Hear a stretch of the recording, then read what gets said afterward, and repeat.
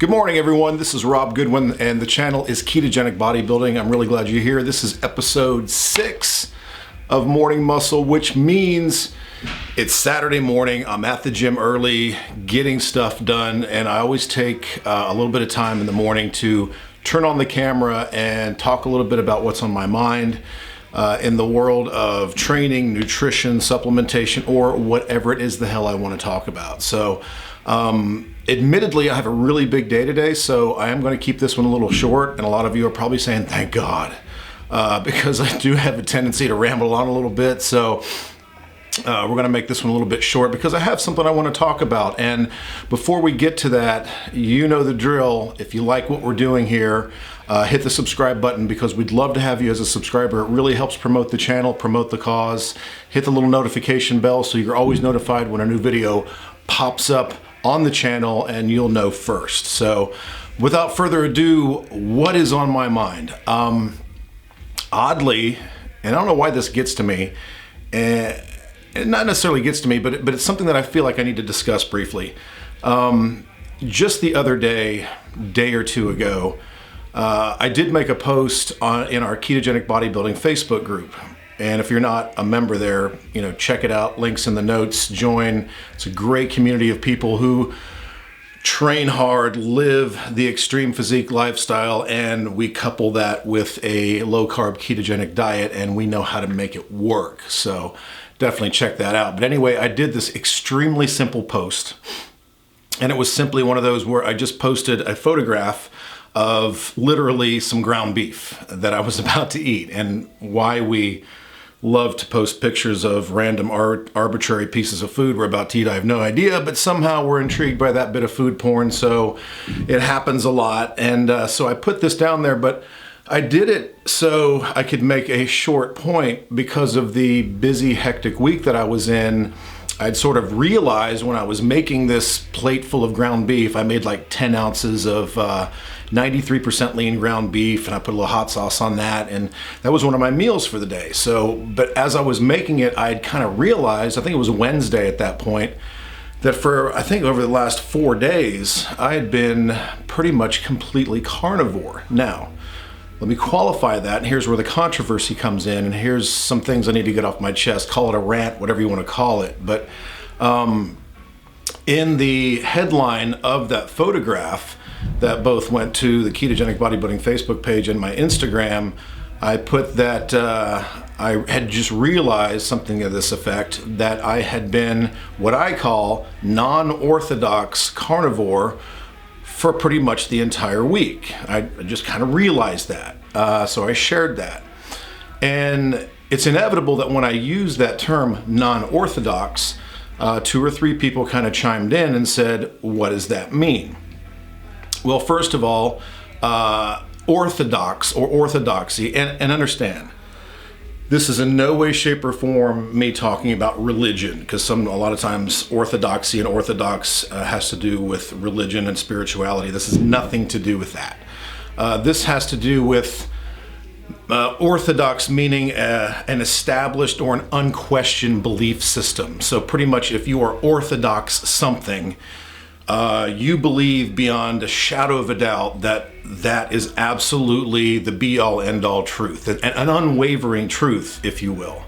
So the thing that annoys me and has annoyed me in the nutrition and training realm for decades, literally decades, is people's hardwired, unwavering belief system in one particular ideology, to the point where it cannot be changed, altered, shifted, or anything to that matter. And that's just completely crazy to me.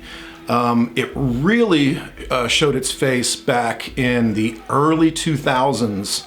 And as I came into this lower carb world, still training hard, I got my feet wet in this thing by going very, what we would call, or what is known now as, paleo or primal nutrition. I was doing that back in the early 2000s, and I was even doing that before it was really popular. I'd literally stumbled onto that going through a bunch of nutritional research, trying to figure out how to alleviate massive joint pain and inflammation. And when nothing in the medical realm would work, I researched the nutritional angle and the supplemental angle and found that as I went into a lower carb diet and got rid of a lot of the grains and starches and sugars and factory dairy and seed oils, my inflammation all but vanished. But that's another long story.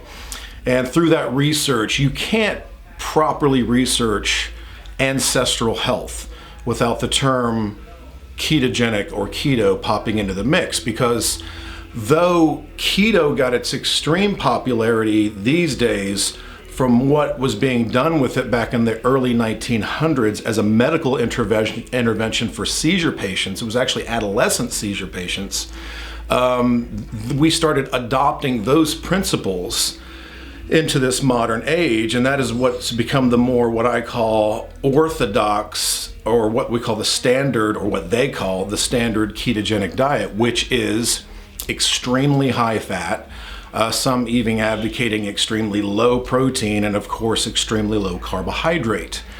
Well, that was fine for this tiny population of people who were a victim of a terrible, terrible disease. And science and the medical community discovered at that point that an extremely high fat, lower, even lower than moderate protein, and very, very low, extremely low carbohydrate intake worked as a medical intervention for these adolescent seizure patients.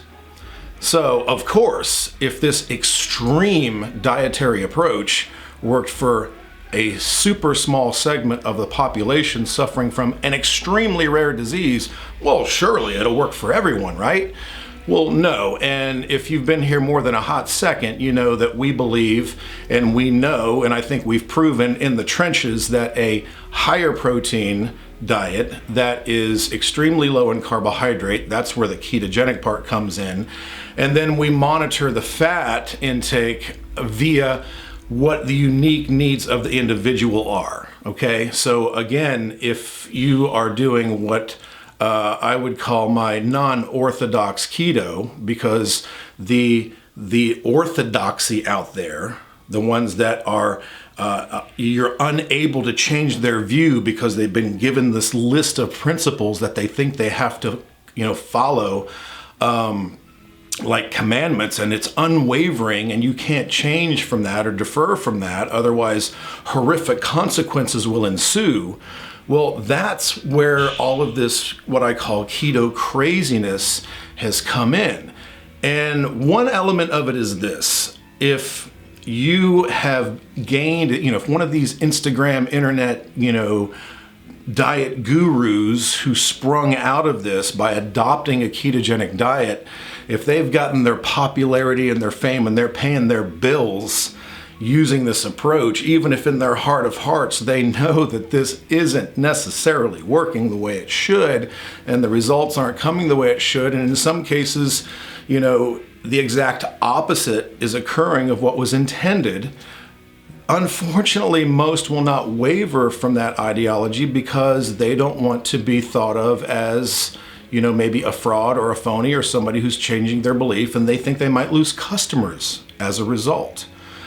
Well, I've said it 1,000 times. I have no weird emotional attachment to my ketogenic bodybuilding hybrid protocol that I do.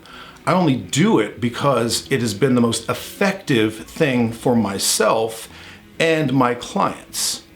I'm not just selling a book or program and then going off with the proceeds to light cigars with $100 bills on a beach in Costa Rica. If I'm not continually getting results from my clients, and obviously with myself, I'm going to abandon or alter that program to where it actually does work for my clients and myself. This is logic. This is sense, okay? Well, the orthodox dietary communities abide by this hard, fast set of rules. And when you follow the orthodoxy, that sort of gets ingrained in your head too. And then you feel guilty if you decide to, stray from that or make adjustments. So again, back to the non-orthodox carnivore. the paleo community, the ketogenic community, and now the carnivore community, they've all branded their diets. It's got a stamp on it. You're either paleo or you're not. The most ridiculous thing that I used to hear back in the early 2000s when I was doing a paleo primal diet was, well, if the cavemen didn't eat this way, then I'm not going to eat this way, and it's not paleo. Well, that's bullshit. Because let me go ahead and tell you something there, Brad. Nothing you're eating today is like what our caveman hunter-gatherer ancestors ate thousands of years ago. Things have changed, the environment has changed, the soil has changed, meat has changed, processing has changed, everything has changed. So get off your damn high horse or go lock yourself in that damn cave and put the giant stone in front of it so we don't have to deal with you again, okay? The same thing goes in with the ketogenic community. It's all fat, fat, fat, fat, fat. You gotta eat fat to burn fat. You gotta put butter in your coffee. Fat is your primary nutrient. And that is not the case.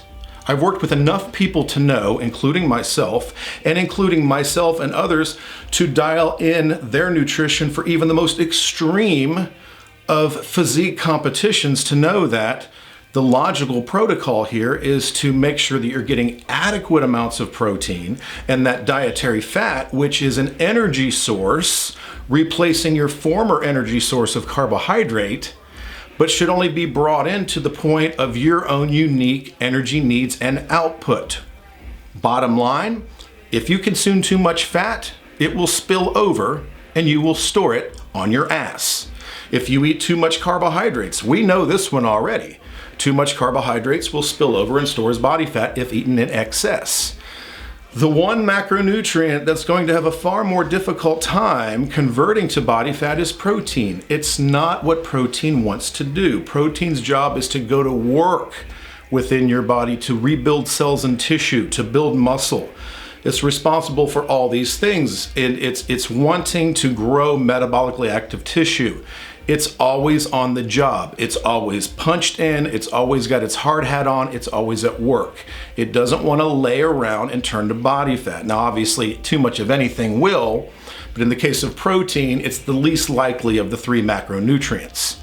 So an intelligent ketogenic style nutrition program would be one that gets you into periods of mild to moderate ketosis. So ketones do their job helping you with things like mental acuity, operating the brain in periods of stress of the low carbohydrate diet. And in fact, your organs and brain would prefer ketones over glucose. And this can no longer be disputed, in my opinion. And you're getting the benefit of the ketogenic dietary protocol and the benefit of the lowered and reduced carbohydrate load, and you're getting the benefit of the ketone bodies working with you as well. You're at a point where you've set up a system to where protein is doing its job, fat is being brought in just to be an energy source up to a certain point. It has a ceiling, and then the carbohydrates stay reduced. Now, here's where the orthodoxy lose their minds. Well, they've already lost their minds when I spew out all of this craziness that fat doesn't make you burn fat and you don't need to make fat your dominant nutrient, and that keto is not about high fat, keto is about low carb. More logic. To enter ketosis, you don't eat fat. I could tie your ass to a chair and force feed you fat for 9 hours. It's not going to put you into ketosis. You're only going to go into ketosis if I greatly diminish or reduce carbohydrate. Only then will your body reach a state of ketosis. And then we intelligently replace that carbohydrate with fat, and the rest is history. And then all those numbers have to be dialed into the individual. So, and then, lastly, it's the carbohydrate thing. The orthodoxy hates carbohydrate. They think it's evil. They think if you're not always in ketosis, that it's not keto, which is wrong. You don't always have to be in ketosis, and it's rare that most people ever are always in ketosis, and it's really nothing you should be striving for. Number two, they believe that any addition of carbohydrate is going to be detrimental to your success, completely derail you, and blow up the entire thing. And then, God forbid, you're not keto. You're not part of the club anymore. They're going to kick your ass right out of there. Don't believe me? Go to some of these orthodox keto Facebook groups. that believe these things. Go in there and just question the idea of maybe using carbohydrates as a useful tool for refeeds to use around workouts. They will throw your ass out of there in a New York minute, okay? I've had this happen. It's kind of fun. Sometimes I do it just for kicks if I'm bored on a Saturday night. I see how many groups I can get thrown out of, but that's an aside. So anyway, you don't follow the orthodoxy. And then, as we get through keto, the whole point of my post with the carnivore diet, here's our new crop of orthodox crazy people who fall into some dogma and make you believe unless you're only eating steak and eggs every day for the rest of your life, you're not carnivore. And I've heard this from people. And then some will say it's only meat, only eggs, and only water. And I've even heard some say it's only meat and water, period. So what you're telling me there, Chumpy, is if I have a cup of black coffee or a whey protein shake, I'm no longer in your little carnivore club, correct? Correct. They have told me that. And I think that is exquisite bullshit, okay? Don't fall into the orthodoxy. It was Bertrand Russell who used the famous quote, "Orthodoxy is the death of intelligence." And I truly believe that in terms of the nutritional and exercise science world. Sometimes you have to make little adjustments that work best for you. Hell, for most people following a standard American diet, just even if they follow a loosely followed ketogenic diet, let's say they go over their 30 grams of carbs, but it happens to be coming from asparagus and broccoli. There are some in the orthodox keto world that would wag their finger at them and tell them that they're doing it wrong. Insanity, okay? I would definitely accept the client who may have went over their carbs because they had a little bit bigger salad than they're normally used to having. Far better that than going through the drive-thru and getting a freaking cheeseburger. So everybody just chill out and relax. Let everybody live their own damn life. I don't subscribe to any orthodoxy when it comes to nutritional science and exercise science.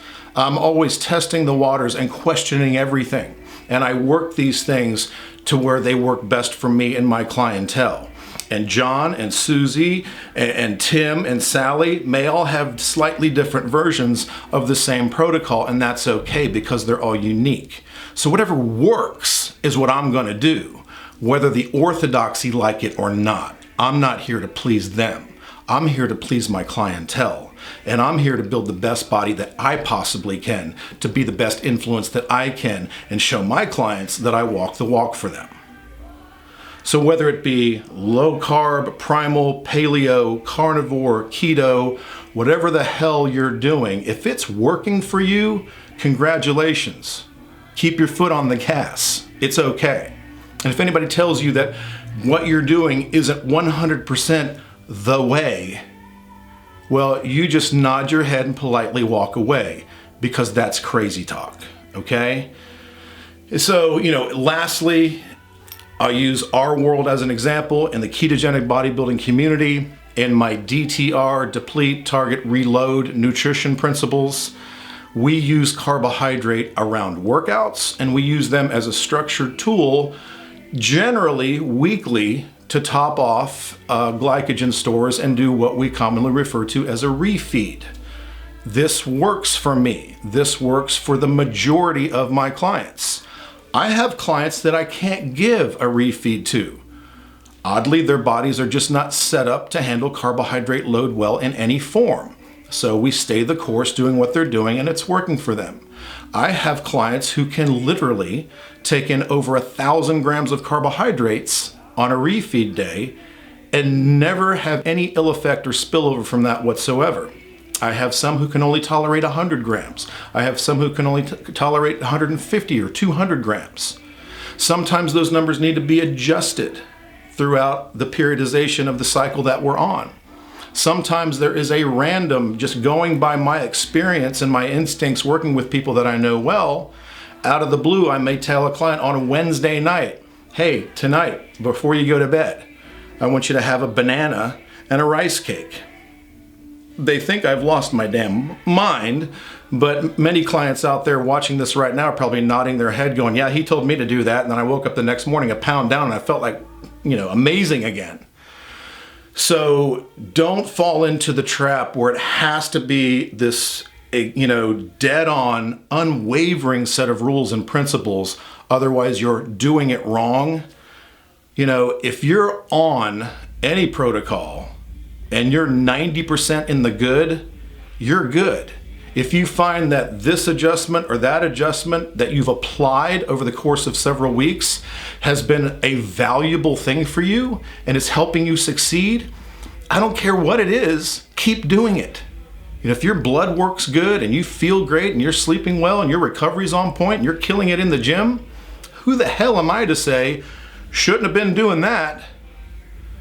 There, I lose my credibility immediately. So when you spot these charlatans out there, put down the mouse and, walk away from the PC because they're feeding you a line of bullshit. Does this make sense? Don't fall into the orthodoxy. I am non-orthodox with everything when it comes to nutrition and training. I found what works through a combination of time on the floor, anecdotal evidence, evidence-based work, and the supporting science. And then I even make adjustments to that, making sure whatever works for me is what I need to be doing and my clients. So there's your muscle morning rant for this week. And I hope you got something out of that, because I think it's something important that needs to be said. So don't fall into the trap of everything has to be exactly as prescribed when it comes to the diet world. You have to find a blanket ideology that makes the most sense to you based on your symptoms, how your body's working and what you need from it.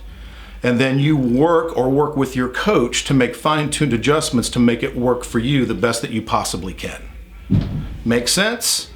I hope so. And if you have any questions, leave a comment or message me and ask me, and I'll do my very best to help you. And if you enjoyed this, there'll be much more. Hit the subscribe button. Thank you to all you badasses for being a part of the ketogenic bodybuilding community. Please tell a friend, share this channel, help us grow this and help support the cause.